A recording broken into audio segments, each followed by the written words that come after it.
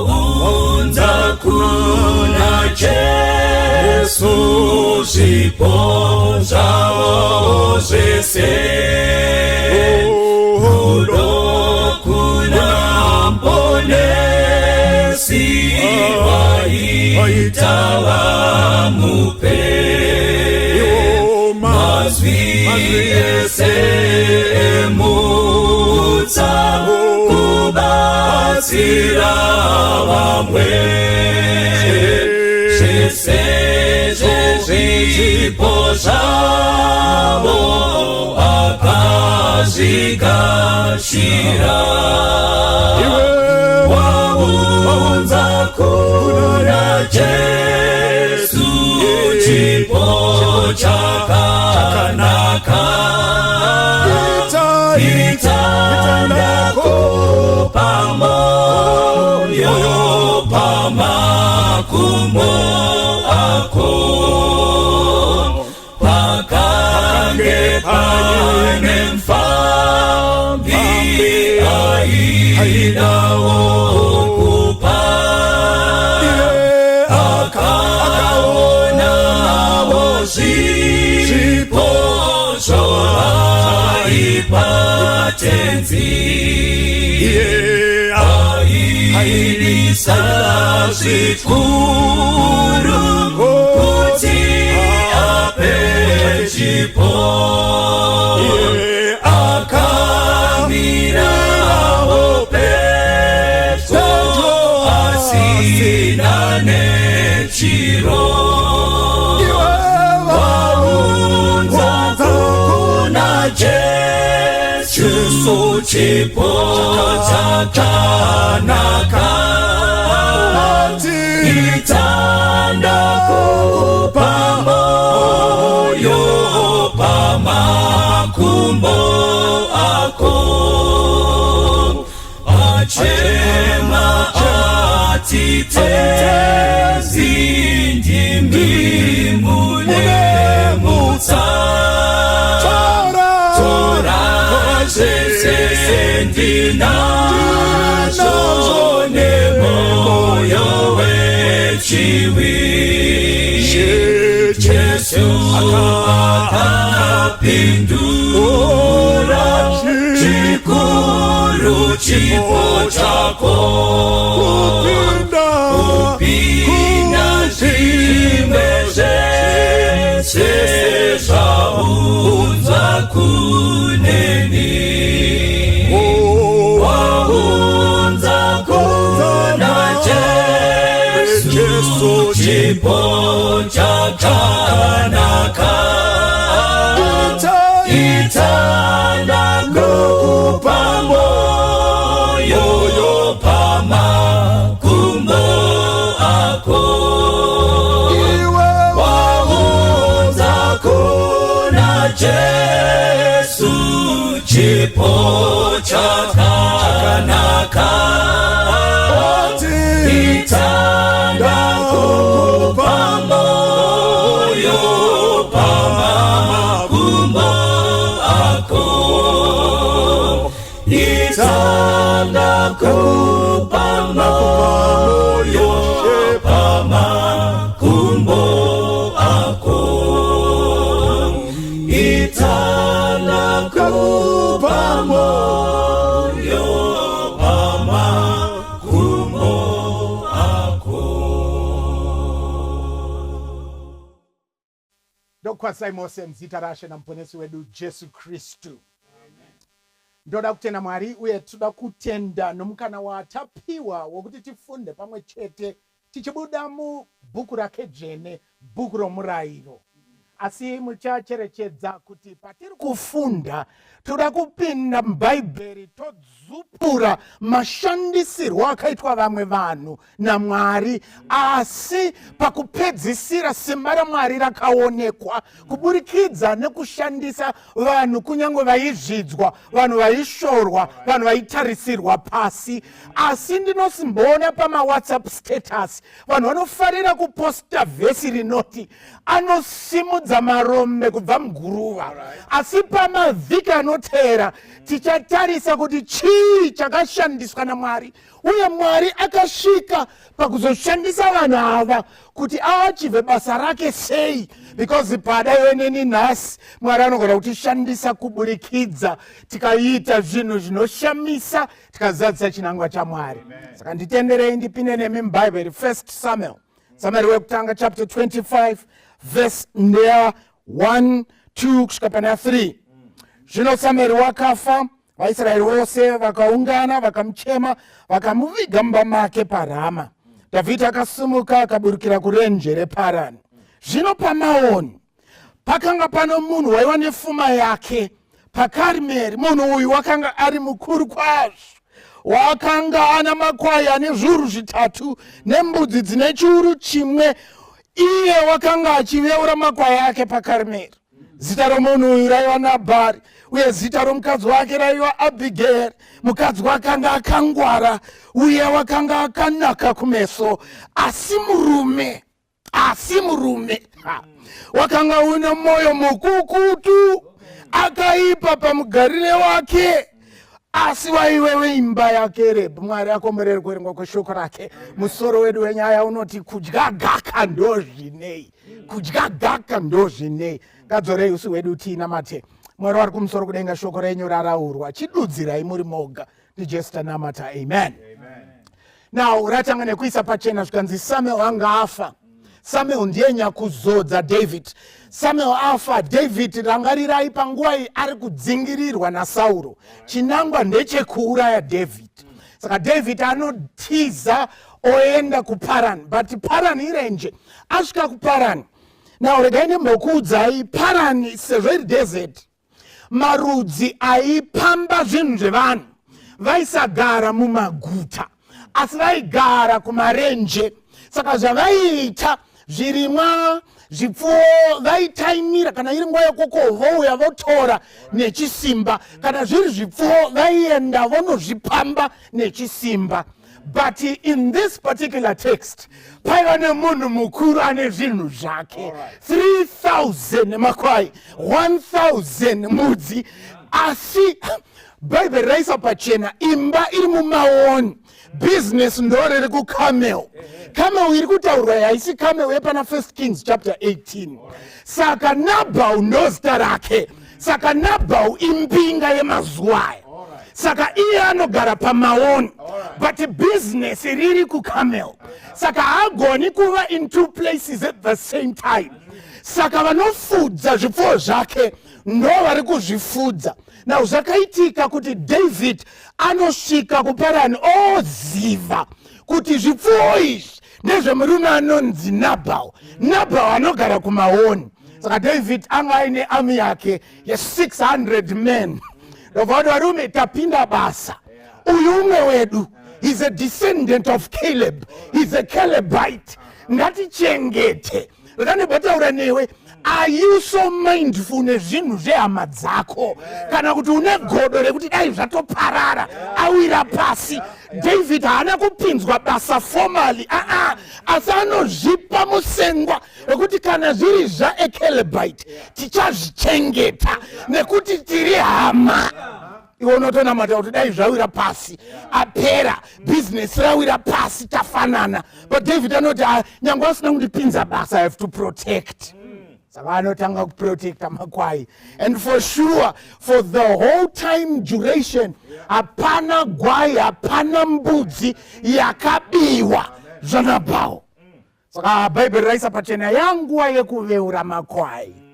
Now panguva yekuveura makwai, zvaivawo at the same time kuti yanga iri nguva yemafestivities. Sezvatinongoita kana tapinda mufestive season. But chimiraitira panhu rechirawe. Hanzi murume uyu ainzi Nabhau, mukadzi ainzi Abigail. Now mukafunda Bhaibheri renyu zvakanaka, muBhaibheri mose mune madzimai 2 vanodescribwa in depth. And the Bible rinoti pama describing words ekuti ava vanga vakanaka pachimiro, vakadzi vaitu Rachel naAbigail. Now Bible rinoisa pachena kuti Rachel ayo anga akaumbwa. But in this particular text, Abigail anga akaumbwa. Musiyano unoona pana Abigail na Rachel. Abigail anga akaumbwa kunze zvese nemufungwa. Then votaura nana mai vakaumbwa kunze. Shuwa kunze tokupupurirai makaumbwa. Namatirai kuumbwa mufungwa. Because hapa ndinoona type yewanano. Shona inoti zviuya zviwanano. Now in the Bible raisa pachena kuti Abigail mufungwa correct, pachimiro correct, murume no problem. Saka regai tifunde vara rinoti Nabal. Nabal zvinoreva kuti foolishness, foolish, benzi. Saka Nabal is foolish, but rangarirai mumazuva aya munhu kudumidzwa zita. Zita raidumidzwa zvichienderana necharacter. Saka mubvunzo wamaifana kuita, Nabal wakadumidzwa aine days here vangoona sei kuti ibenzi. Waidumidzwa immediately uchangozvarwa kana zita rako raizova prophetic. But kana wanga usina any prophecy upon you, you would be named after assessment. But ichiona manje Nabal is a Calebite. And ukadzidza vara rinoti Caleb, it means a dog. Saka Nabal lived up to all the expected standards. Number one, he's a fool. And two, he acted like a dog. But ichiona manje maekitiro ake haasi kusi, but opiwa mudzimai chaiye. Kani bouya pawanano dzandoona mazuwano, kune dzimwe wanano dzekuti ukatarisa unoti akomana, asi Mwari munoita sei tsoro dzenyu, mai ava vanyoro. But murume wakapiwa akataura mukanwa panze, mukanwa ipfocho. Nyangwe kungobvunza kuti ndokumbira ipfocho, zvikanzi ndo Nabal. But ichiona Nabal soft, very intelligent, courteous, and hospitable. But yet she was given a foolish husband. Regai ndikuudzei chimwe chinhu ichi. Mukanyatsofunda zvakanaka, compatibility mumba kana ikarasika, imba iyoyo inogona kusamira zvakanaka. Asi ndoda counsel inopiwa naPaul kuna Corinthians. Zvikanzi kana muri muwanano yakadai, mai chitorarama ichiKristu semudzimai uyu, itoonai kuti ino imba iyi ndikasamira imba inogona kudonha. Musachadzorereba imi zvamaona kuti murume ibenzi, imi chimira ina Kristu momira senheyo yakasimba. Because mukafunda muchaona kuti Abigail did not stoop so low, but anomira according to the standard. Wachimira one. Saka David aprotecta makwai, akuziva kuti it's time of shearing of the sheep. Ndokutora 10 wapana majaya, zvikanzi endai kumaoni, svikai kune mukuru. Now ndoda kuti tiverenge verse 5 kusvika pana 8. Ndoda kuti munzwe ma-terms of endearment ari kushandiswa naDavid. David akatuma majaya ne10. David akati kumajaya, kwirai Karimeri muende kuna Nabhari mundomukwazisa nezita rangu. Alright, mugoti kuna iye agere pakati nepfuma yake, rugare ngaruve nemi, rugare neimba yenyu, uye rugare ngaruve pazvinhu zvose zvamina. Listen to the terms of endearment. Peace be with you, peace unto your family, peace be amongst the things that you own. But you are going to but I just want you to know kuti they were in safe hands. Saka hanzi mumukwazise muzita rangu. Saka wakashika wakati pamusoro iye, ndo pamba pemukuru anonzi Nabal. Zvikanzi ndipo, zvikanzi tinokwazisa zita raDavid. Now Nabal wanga akatera zvikanzi ati rugare kwamuri, rugare kumhuri yenyu, rugare pazvinhu zvenyu. Zvikanzi taurai nyaya yenyu. Zvikanzi toda ngokuzisai. Now toda kuti tiverenge verse 8. Zvikanzi zvino ndakanzwa kuti muna vaveuri vafudzi venyu vaiva nesu zvino asi isu hatina kuvatambudza uye havana kurashikirwa nechinhu nguva yose yavakagara pakarmeri. Bvunzai majaya enyu vakuudzei. Zvino majaya ngaanzwirwe tsitsi nemi nokuti tinouya nezuva rakanaka. Ipai henyu varanda venyu nomwanakomana wenyu Dhavhidha chinhu chipi nechipi chamuinacho. Notice havasi kukumbira vakaspecifya kuti tiri kudawo 10 manga 10 makwai 2 mbudzi. Chinhu chipi nechipi chingakufadzei mumaziso enyu. We are not asking hatisi kuspecify but chinzwa manje undunya wanabao and zvinhu munazo muri mpinga. Kune vanhu vekuti nyange ukakumbira 1000 he will not even feel it, but kwauri that 1000 will go an extra mile inogona kupedzera tunhamo twakutwere undunya wanabao akarawa kuti mariches are blind maziso. Zvikanzi ndianiko David, ndineiko naDavid mwanakomana waJese. Inzwa undunya. He is acknowledging kuti David ndotomuziva nababa wake ndotowaziva vanonzi Jese. Zvikanzi ndaneta nevaranda vari kutiza vanatenzi vavo. Hey, but ripoti inayo ukarowa stock take stock yako yese yakakwana and ndakakuitira no charge no fee. Zvikanzi ndineiko naDavid. Now kana muri kuda kunyatsofunda eta tinenge tafunda David newakomana wake 600. Wakomana 600 hawaisaita zvekutamba, but mu600 maitsaurwa 37, but ukatsaura 37 unotsaura futi vamwe 3 ava havaiti zvekutamba kutiza havo Sauro nekuda kwaDavid. But dai aida aiti Sauro huya ferere 3 chete. Ndine umwe anondinakidza anonzi Benaya.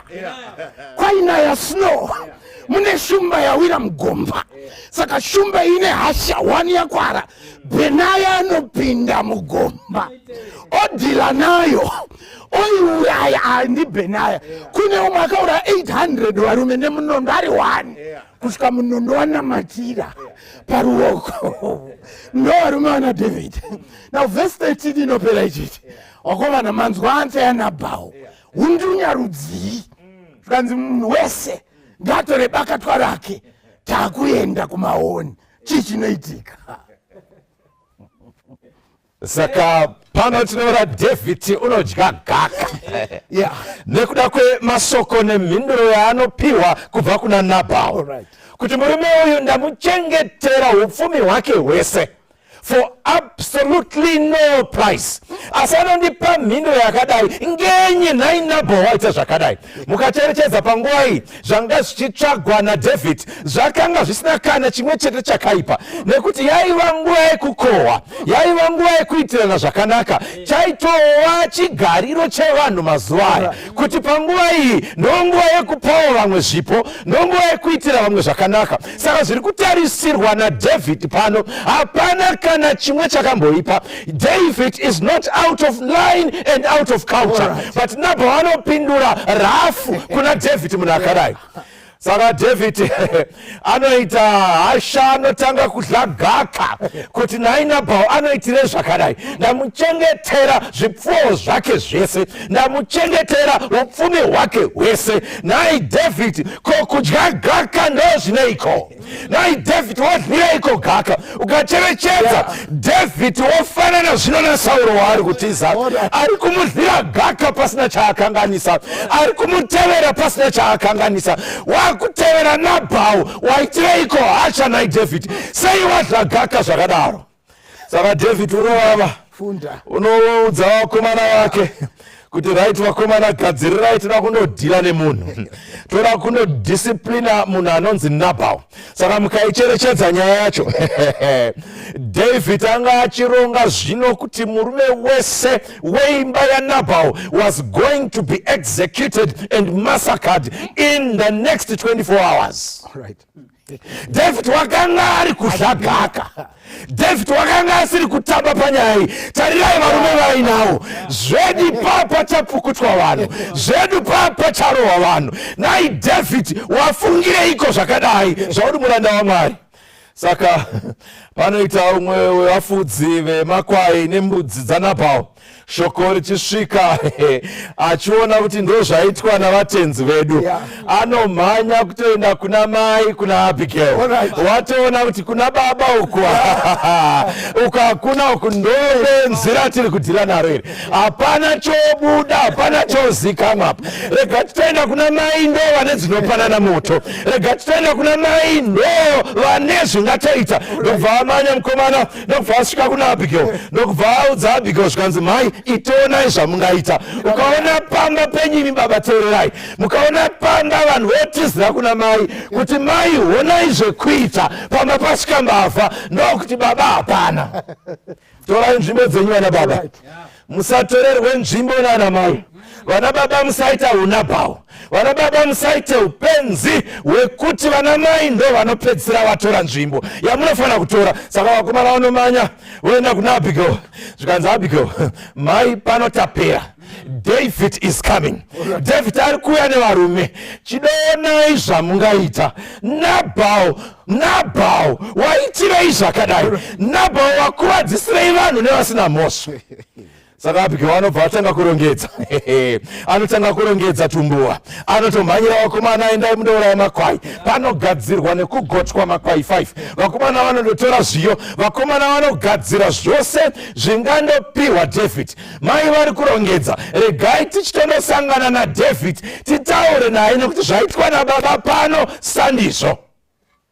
Vana mai tiri kutsvagawo vana mai vanogona kumira nemhuri dzavo. Baba vanogona vaine pavanozunguzika, vaine pavakaneta. Vana mai mirai mhuri dzienderere mberi. Vana mai vakakomborerwa. Mudzimai wapana zvirevo chapter 31. Mudzimai anomira nemhuri yake. Vazhinji vachiona havazozivi kuti ndimai vaita kuti musha uenderere mberi. Saka musazotaurisawo kana mamisa dzimba, moitawo sana mai chaiwo. Saka naBhao ari kuita zvake zveundunya, asi mai vari kugadzirisa, mai vari kuvhara maburi, vanorongedza tose tingarongedzwa. Vanotorana nevakomana, vanodzika, vanondosvika vachindosangana naDavid, vanonanga vakatasva pambongoro vachindosangana naDavid kuti vataurirane naye. Panosvika Abigail pana David, nauteerera unzwe Abigail pano wakusangana naDavid, wasangana zvino nemurume wakatsamwa, wasangana zvino nemurume ari kudya gaka, wasangana zvino nemurume ane hasha, ari kupupa furo, ari kuda kuparadza imba yose yaNabhao. Zvikanzi zvino Abigail, tapa vhesi 23. Zvino Abigail wakati achiona David, akakurumidza kuburuka pambongoro yake, akawira pasi nechiso chake pamberi paDavid, akakotamira pasi. Haleluya kuna ana mai vanoziwa nekuziwa tsika nekuzvininipisa kwakadai. Pana ana mai vanomira pavanofana kuwira pasi, vana mai vasina hunhu netsika zvekuziva pekuzvininipisa nepekumira. Zvikanzi Abigail wakaziva kuti pano pakutoda kuti ndipfugamire David. That was utmost humility displayed by Abigail. Gai ndimbokubvunzaiwo vana chihera, munombozvininipisawo here? Regai ndimbobvunza imi makateerera mese, munombozvininipisawo here? Handisi kutaura nana mai chete, mese nemi vana baba, nemi vakomana nevasikana. Upenyu hahungodi kungomira pese pese, pamwe pacho panotsvaga kuti muzvininipise kuti nyaya dzenyu dzifambe dziende mberi. Zvikanzi Abigail anosvika achizvininipisa. Rangarirai Abigail mukadzi wembinga, rangarirai Abigail ane zvinhu zvake. Saka karongedzerwo kakaitwa mapresents anoratidza kuti wakanga ainazvo, but despite the riches, the wealth and the power that she had, Abigail was a humble woman of God. Vemazuva ano vakadhiraivha mota hakupfugamiri. Vemazuva ano vakaita zvinhu haana kuzvininipisa kwaanoita. There is no humility when we believe we have it all. Kana vamwe vacho vakafunga kuti vakanaka, vakaumbwa sezvamataura, vakashongedzeka sezvamataura, vakagezwa nemukaka sezvatinoziva, vazhinji vacho vakasvika pakadaro havazvininipisi saAbigail. Abigail had beauty and brains zvinotsvakwa nemadzimai mazhinji, yet she was a humble woman. Munozvininipisa here mai? Ndokubva asvika Abigail, ndoti ungoteerera, ungodzidza zvishoma pana Abigail. Zvikanzi pavhesi ya24 akawira patsoka dzake akati, mhosva ngaive kwandiri ishe wangu. Chechipiri chaanotaura anobva atanga kuadresa David saishe wake. Anobva angoti shewe kuna David, taitaura nyaya yekuremekedzai, nyaya yekungoremekedzana mudzimbai yakakosha. Abigail zvikanzi aremekedza David akati shewe, ndokubva ati mhosva ngaive pandiri. Mhosva yakanga isiri yake, mhosva yanga iri yaNabhal, mhosva yemurume. Abigail anozvininipisa kusvika pakutora mhosva yakanga isiri yake.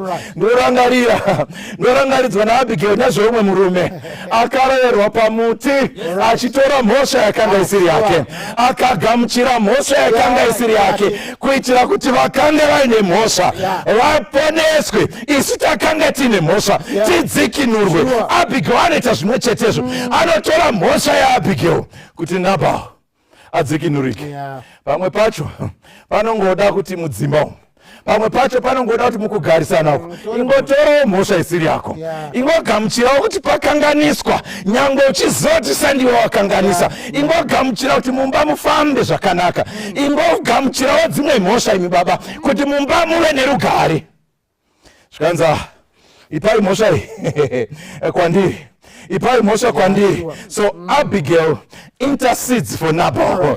Pane simba vana vaMwari re-intercessory action, intercessory prayer. Ndinamatire ndigokunamatirawo. Now Abigail is pleading and interceding for Nabhal.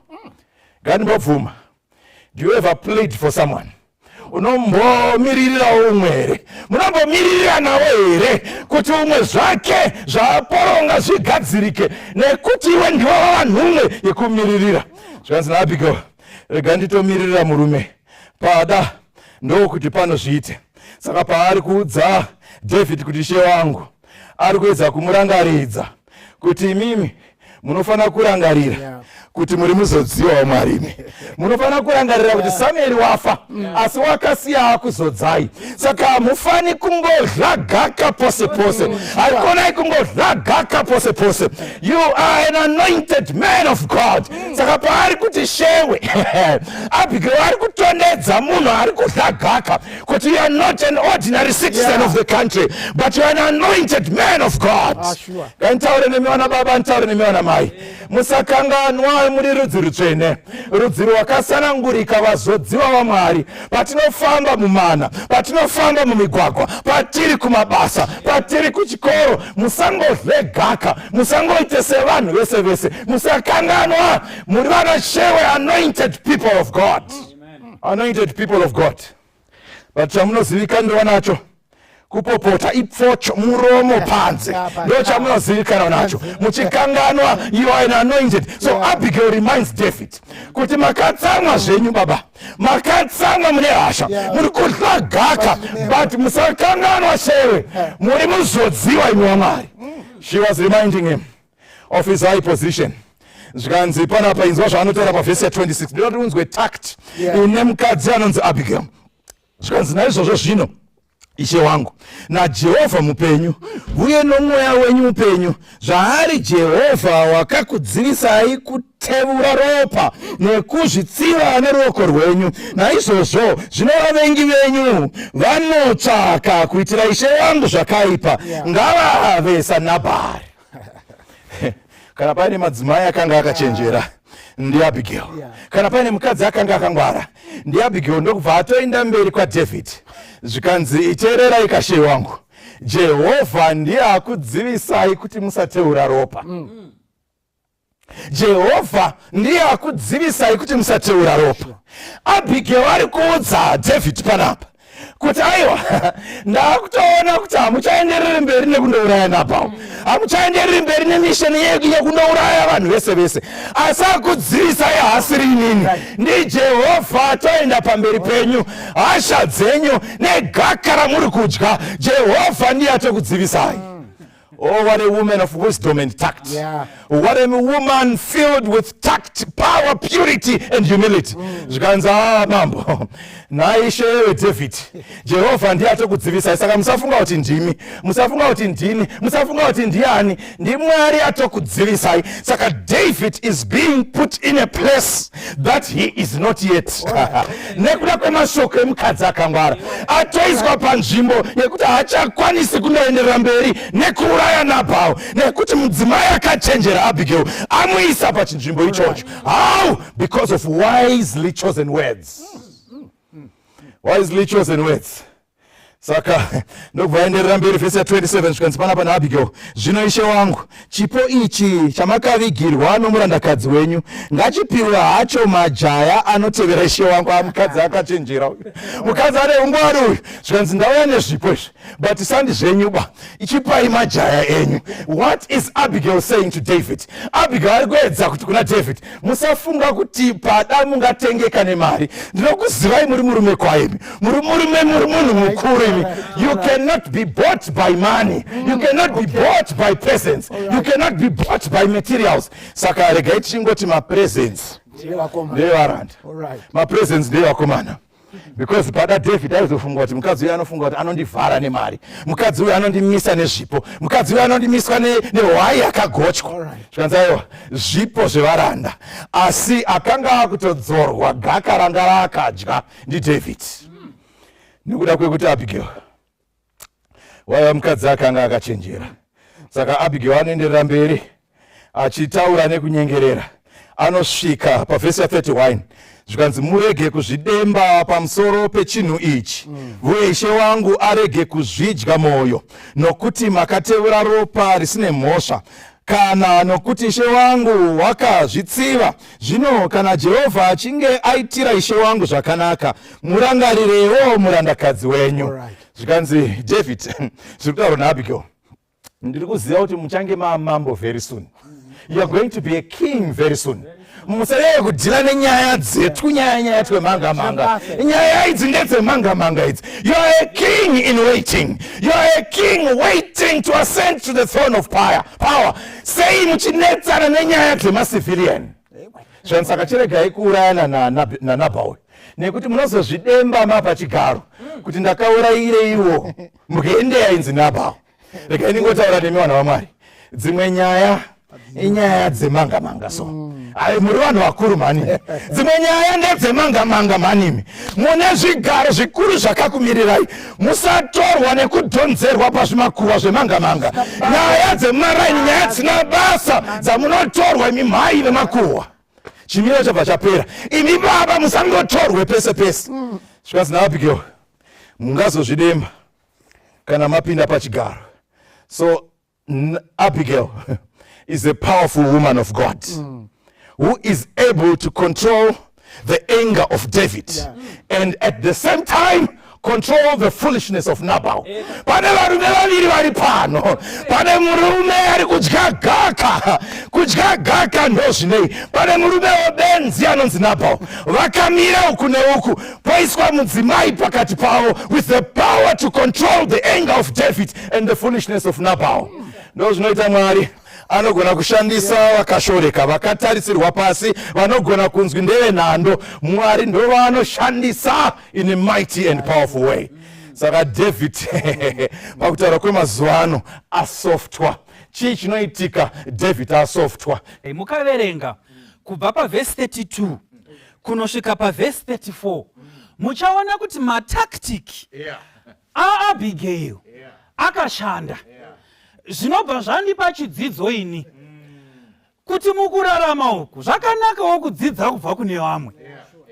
Tinoudzwa nguva zhinji kuti kudya gaka ndozvinei, but dzimwe nguva rinongodyiwa. Saka Abigail ari kuti kana radyiwa baba vari kutouya vari kudya gaka, mai vari kutouya vari kudya gaka, imi semunhu ari kudyirwa gaka munodii? Mukatevedzera mataktika aAbigail muchaona kuti bopoto mumba rinogona kuserera. Dzidzai kubva kuna Abigail. Hazvinei kuti ndimi baba here, kana kuti ndiwe mwana, kana kuti ndimi mai. Mataktika aAbigail anobhadhara. Saka mukaongorora mhinduro yaDavid, all of a sudden he is a soft man. All of a sudden he is a chilled man. Abatwa mushe akadzikama zvachose.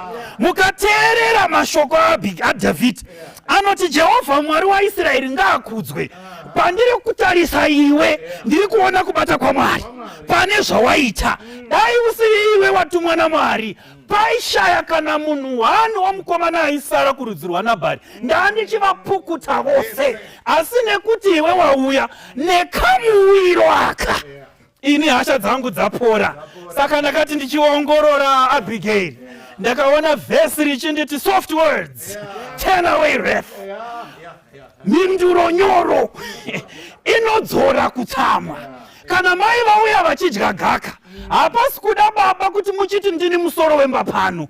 Chimbogamuchirai zviripo, mumbopawo mhinduro nyoro, tione kuti nyaya inoenda kurerei. Saka Abigail anodzidzisa kuti mhinduro nyoro inodzora kutsamwa. Abigail anondidzidzisa kuti unofanirawo kuwana nguva yekuzvininipisa.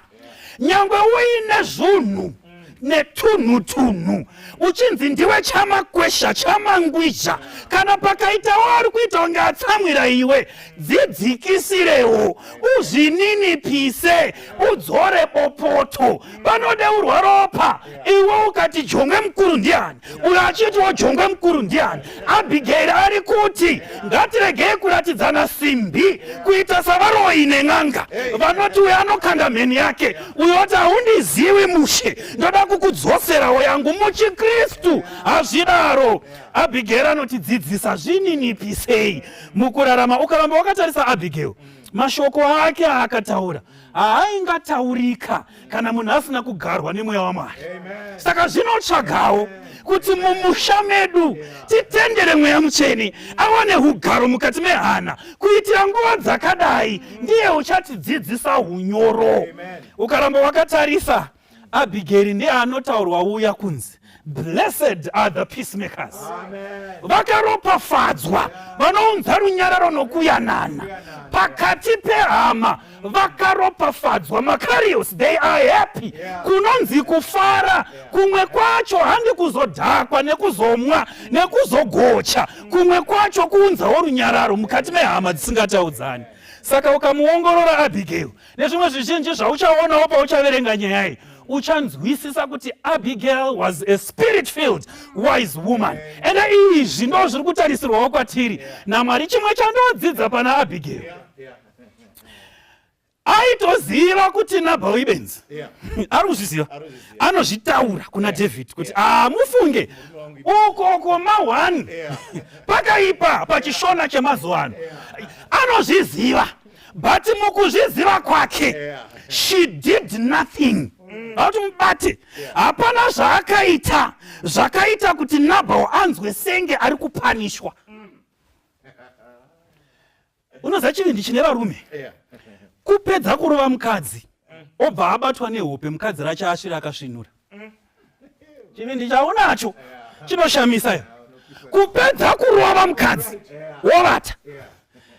Unoziva here kuti pane madzimai anogara akakutarisa uchirova ngonono sevachiti idzi ndodzipedzisa idzi. Kupedza kurova mukadzi wodya sadza raabika, anogona kungokuisira ukatandadza, tikakucherera akasara odya mari dziri mubhengi.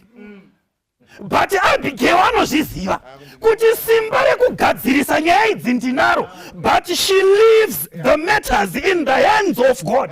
Nguva yaMwari ichakwana yaachagadzirisana naNabhal wake. Ini ndiri mudzimai, ndinozvininipisa nekuremekedza murume wangu. Handinambi hangu ndichimushora, asi ndinozvininipisa. Varipo madzimai vazviziva kuti varume mapenzi vakawana zvekuita, vamwe vakaisa muchetura, vamwe vakavashora vakagara pamberi pamatare, vamwe vakaita icho nechochocho. Learn to give God his time. You must appreciate that you have to leave room for God to move in his time and in his way or in your husband's life.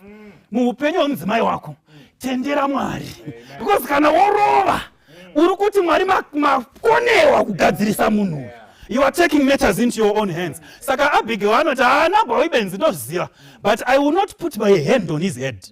Mwari achadhila nemunhu wake in his own time and in his own way. Saka kana ukadzidza pamusoro penyaya iyi, verse number 36, Abigail ari kubva kuhondo.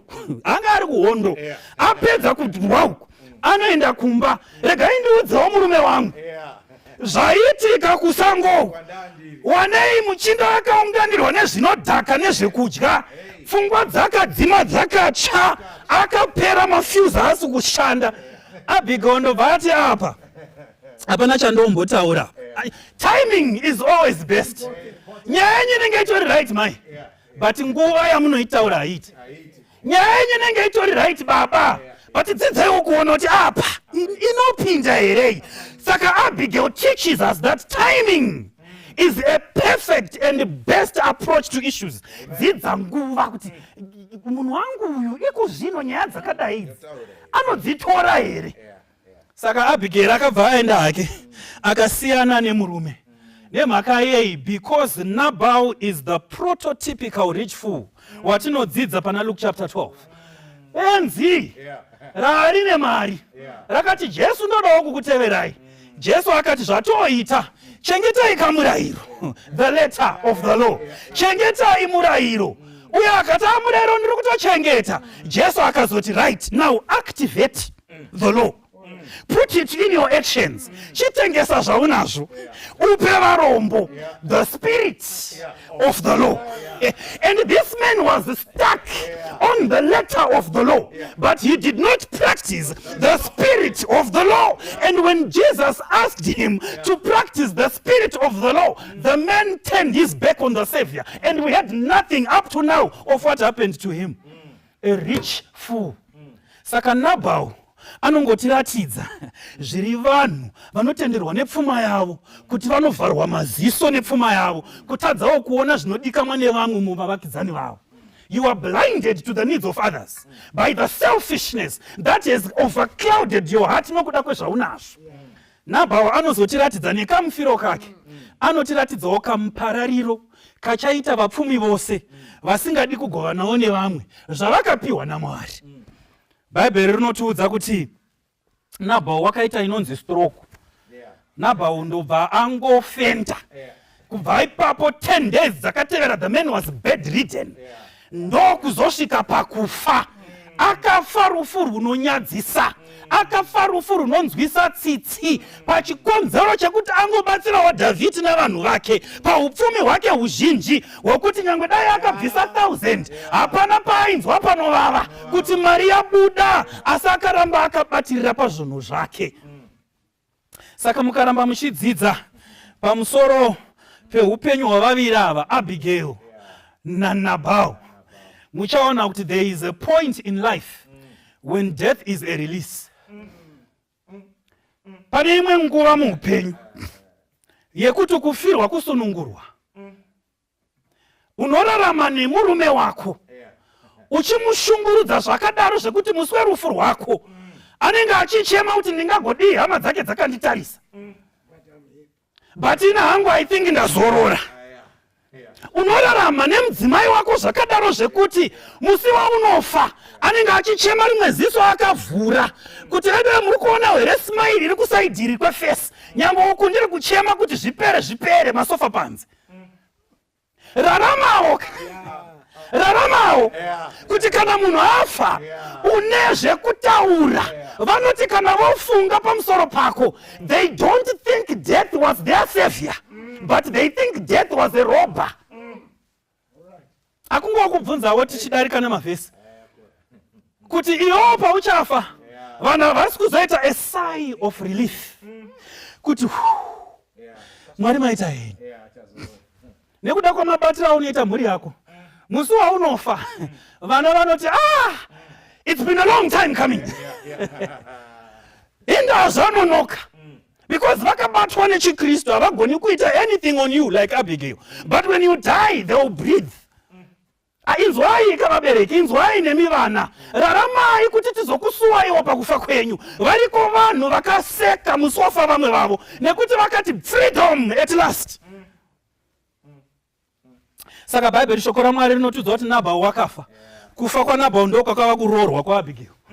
Freedom.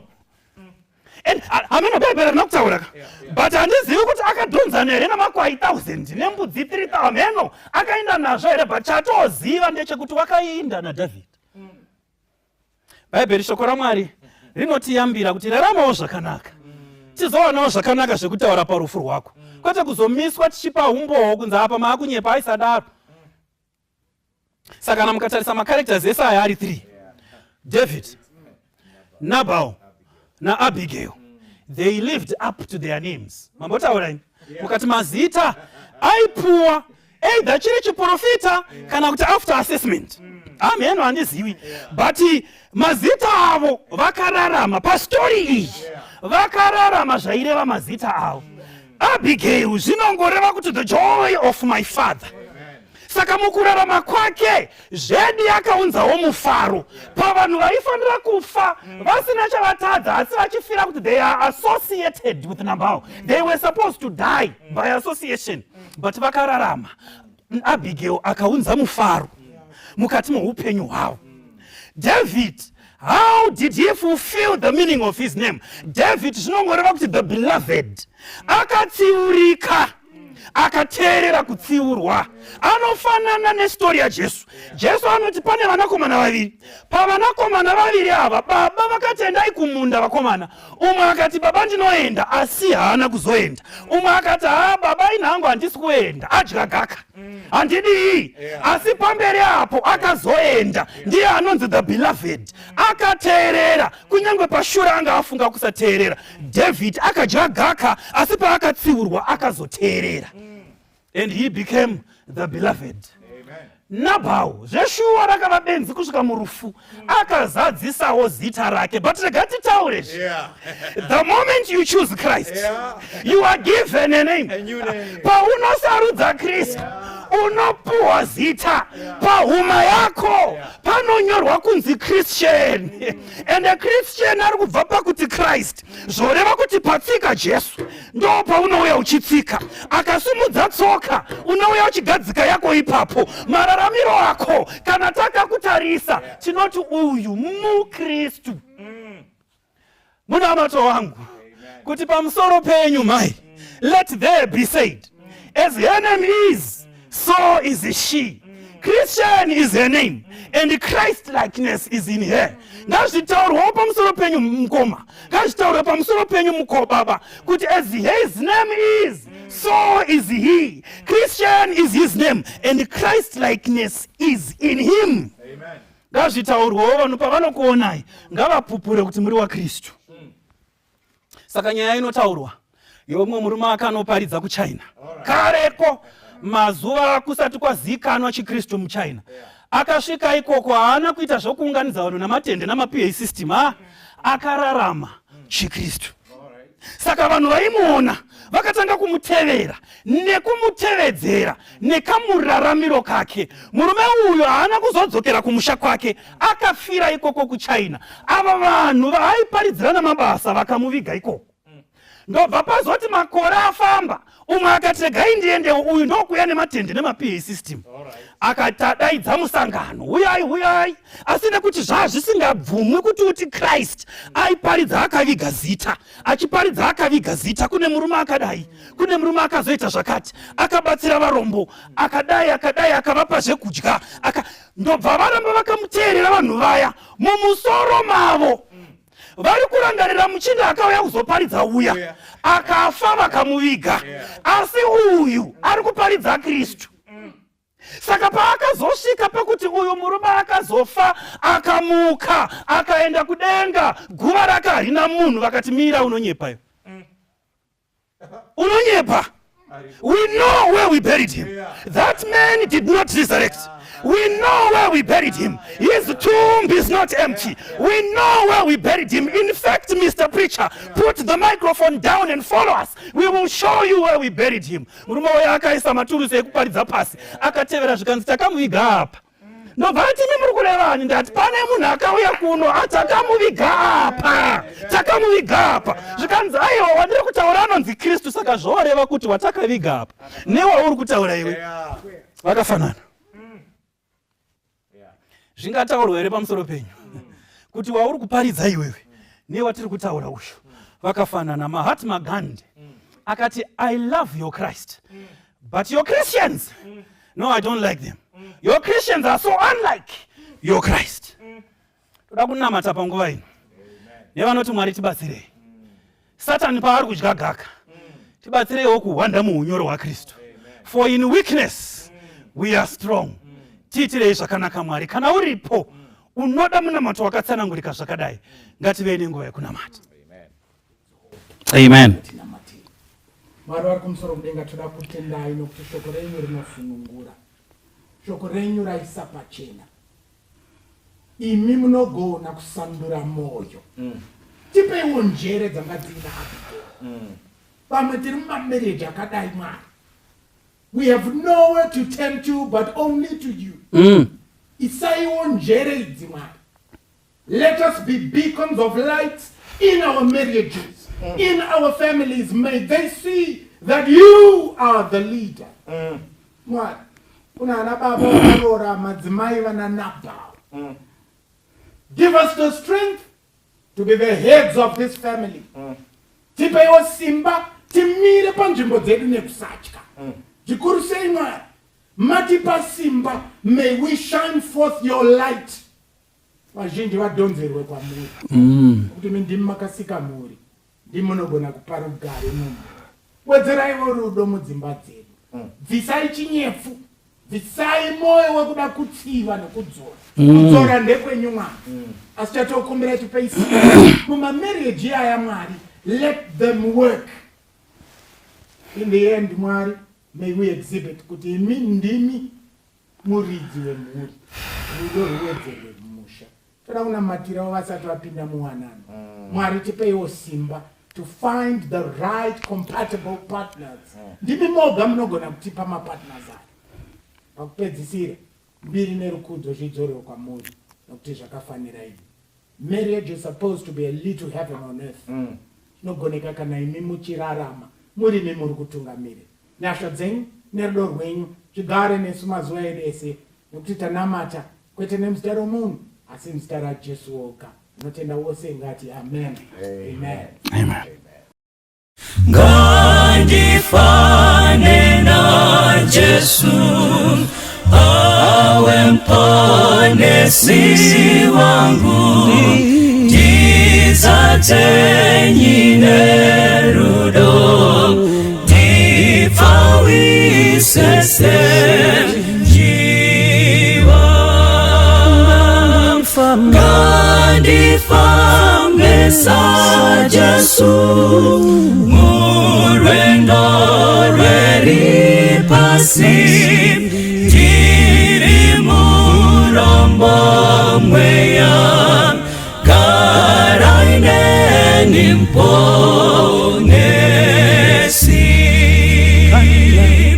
Kana achinzwa shiri, zimwe dzichiputika, adziitire mutsa, ngedi anondizwawo,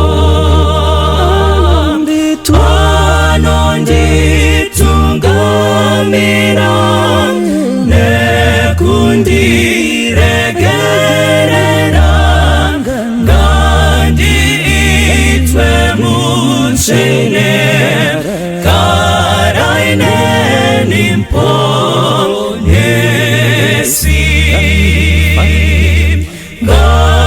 Ngandifane na Jesu, mukurarama kwangu,